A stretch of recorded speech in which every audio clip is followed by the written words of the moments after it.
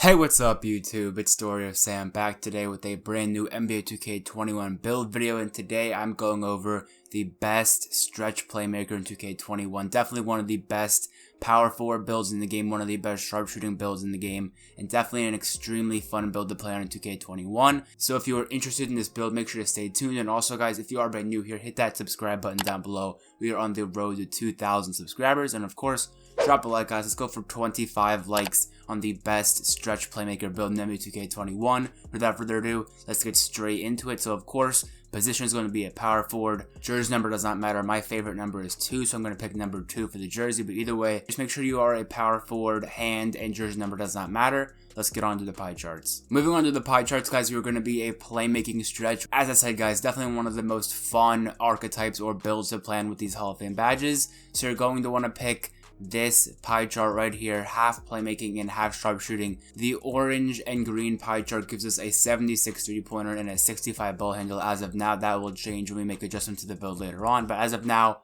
make sure to pick this playmaking and sharpshooting pie chart. Of course, orange and green, pick this one right here. And now for the physical profile, I always like to go with the first one, the most speed. Right here you get 70 speed and 67 acceleration, but we are a power forward build and we can play the center position. So if you guys do think strength matters, you could go with the third pie chart here, 67 speed and 65 strength. But personally, I don't really think strength matters at all. Like, I don't really think it has any effect on the gameplay. So I'm going to pick the top pie chart either way. 70 speed, 67 acceleration is, in my opinion, the best physical profile to pick. But either way, the third one or the first one are your best options. I'm going to pick the first one for this build. And now for setting our potentials, we want to max out our mid-range shot, max out our 3-point shot, max out our free throw, and then go up on the post fade until we get 19 shooting badges right here. So a post fade should be a 52 rating.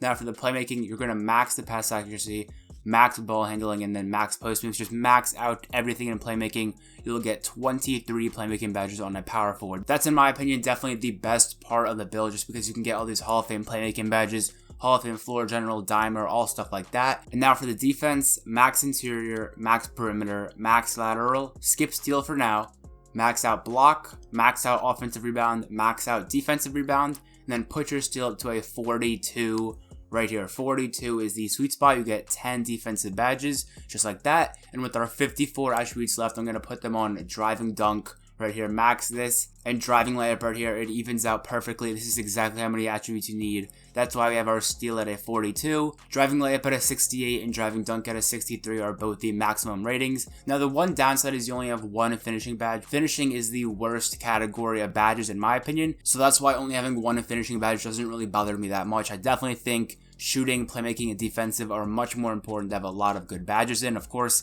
19 shooting, that's plenty. 23 playmaking is amazing, and 10 defense is just enough to get the job done. And of course, make sure to copy every single attribute if you want these exact badge count and the exact player right here. But now I'm going to move on to the body shape right here. I don't really care about the body shape. I used to always go burly or built. I don't really mind it anymore. I think compact looks pretty good. I'm going to go with compact for this build. It doesn't really matter at all, guys. It doesn't affect the gameplay. I'm just going to go with compact for this body shape. And now for the height, guys, you can either go 6'9", 6'8", or 6'10", but personally I think that 6'9" is the best place to go here. 6'8" are a little bit too small. I recommend 6'8" for like pure defensive power forward or center builds, and 6'10" I think are just a little bit too slow. -8 ball handling and -3 to our speed and acceleration. I don't like that at all, so definitely 6'9" is my preferred height. If you want to go 6'8" or 6'10", I definitely understand it, but for me, I'm going to go with 6'9" on this stretch playmaker build.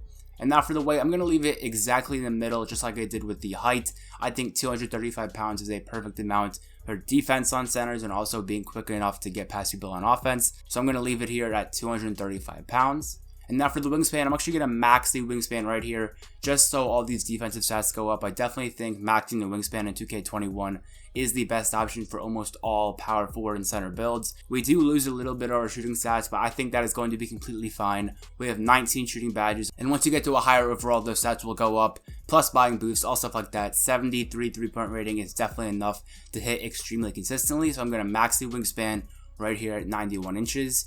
And now we have 4 takeover options: Sharpshooter, Rim Protector, Playmaker, and Glass Cleaner.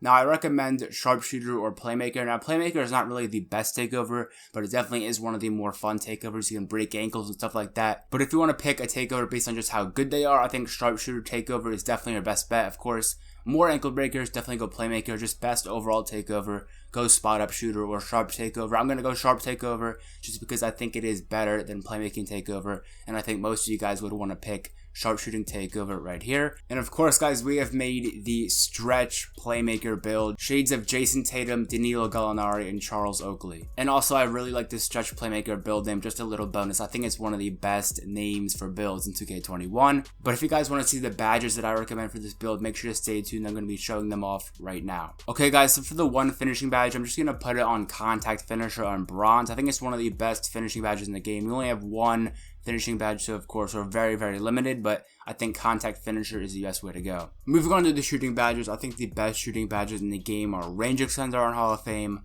Hot Zone Hunter on Hall of Fame, Green Machine Hall of Fame.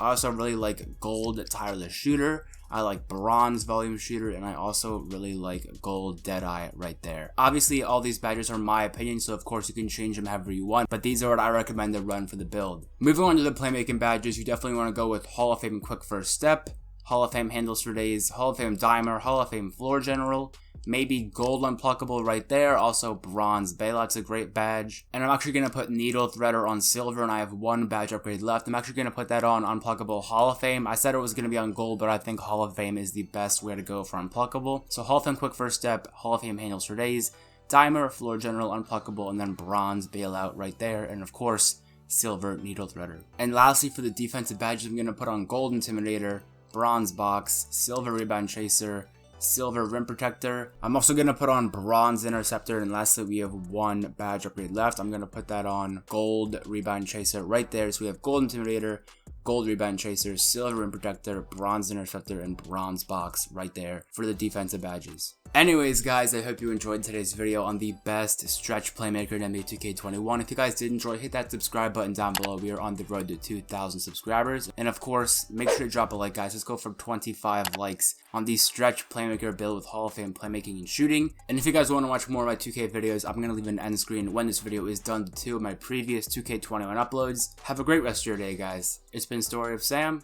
and I'm out. Peace.